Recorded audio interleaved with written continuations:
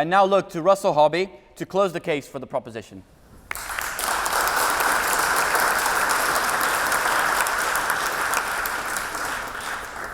Thank you, Mr. President.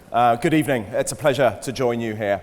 Coming at the end of my team's side of the debate, I get the privilege of summing up the arguments, addressing some of the points that have been made on the opposing bench. And because I am grateful for the education I received here and admiring of the two great institutions of Oxford and Cambridge, I want to give some concrete solutions for how we can stop the failure that has been happening for so many years continue into the future.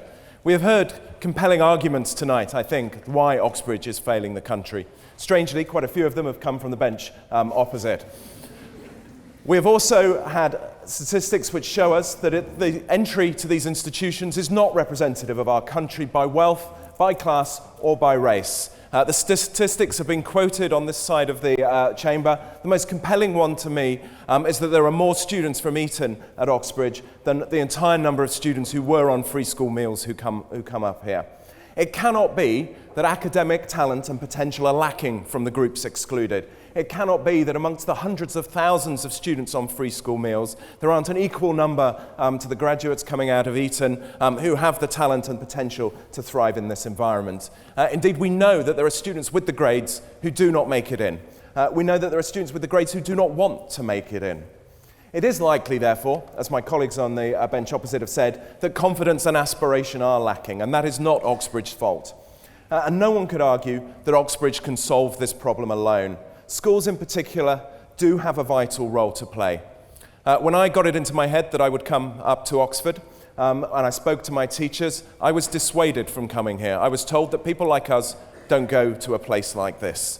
And I think that is a terrible outcome to happen. That school is 6 miles away from this institution. Where did they get the impression that people like us weren't welcome here? There is something that needs to be done in the schools about that. And as Chief Exec of Teach First, I would say if you want to solve it immediately, go out and join Teach First and make a difference there. And that is a serious point as well. We can put blame on schools, but these are institutions which are here to create the leaders of the future, which are here to solve our problems of society. If you've got a problem with what schools are doing, go out there and make sure schools are doing something different and make sure all of those children have the chance to come to institutions like this. Given Oxbridge's position in creating the elites of the future, in setting people on a path to roles of influence and leadership, that cannot excuse inaction in this field. An unrepresentative intake to two of our most prestigious universities leads to unrepresentative leadership of our country. And we have heard half the cabinet, 3/4 of barristers, half of leading journalists and civil servants, a third of business leaders. We've heard compelling, I think, descriptions of the benefits and advantages and outcomes of coming to Oxbridge from my colleagues on the bench opposite. That can only be a list of achievements that should give us pride if every single person gets access to those achievements as well. For as long as some people are excluded from that advantage and from the positions of influence that creates, then we should be as ashamed of those benefits as we are proud of them. Now, I know the creation of future leaders is not the sole reason for Oxbridge's existence. The pursuit of academic and research excellence, the love of knowledge is an important part of that as well. But I would argue that the opportunity to pursue those should be representative and open to everybody in our country too.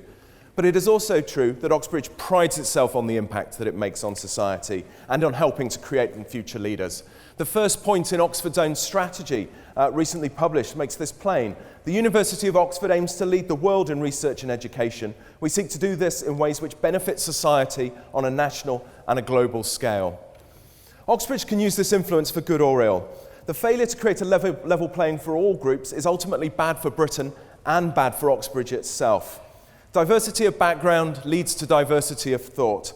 Groupthink leads to poor decisions. If we were creating a more diverse cohort and generation of future leaders, we might make some better decisions. Perhaps fewer reckless referendums, fewer bungled elections, maybe train lines that are running to the right place at the right time. And I don't think that this poor quality of leadership is a recent phenomenon. The fact that we have to tear down the idols from previous generations show that producing poor quality leadership from these institutions is something that has a long history. The lack of a stake in the future also leads to extreme reactions. If every part of our society cannot see that they can take ownership, that they have a chance of achieving the positions of leadership, what stake do they have in the future of that? And if you're not able to share in the benefits of the system, why not break the system? And of course, these arguments apply to the institutions themselves. The declining proportion of Nobel Prize winners that comes from Oxbridge, the fact that Silicon Valley doesn't refer to the Thames Valley, the fact that the corporate spin-offs that we tend to think of, like Hewlett-Packard and Tesla, are coming from a different country. The only corporate spin-off I can think at the moment associated with Oxbridge happens to be called Cambridge Analytica. I'm not entirely sure that we would want to refer to that. And of course, my colleague on the bench here began by talking about the mental health challenges, which were reinforced most movingly later on as well. Perhaps a more diverse intake to the institution would help us understand a wider range of needs as well. We cannot deny the valiant efforts of individual colleges and universities as a whole. We can see that Oxbridge cares, we can see that Oxbridge reaches out, and we can see that Oxbridge spends money. But these efforts fall wholly short of the scale of the challenge. We need a radical rethink. We should consider contextualizing admissions.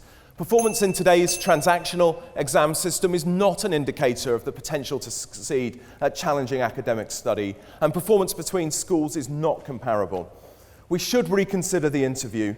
It doesn't provide the context we're looking for and entrenches the gap between those who are prepared and ready for it and those who are not. We do get 60% from the state system coming here, but even that is not representative of the full spread of advantage and disadvantage in the state system. We need to reach beyond the usual suspects there. And we should unify our efforts at the college level, and of course we should spend far more of the generous endowments on achieving this. Oxbridge has much to be proud of. I share that pride. It opened doors for me, and I want the same for many others who share my comprehensive school background.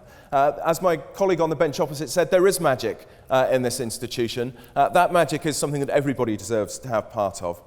Oxbridge has shaped Britain for centuries. Let's let it reshape Britain to fit the challenges of the new century ahead. It can do so with no sacrifice of its elite, selective and academic history. Please join me in supporting the motion.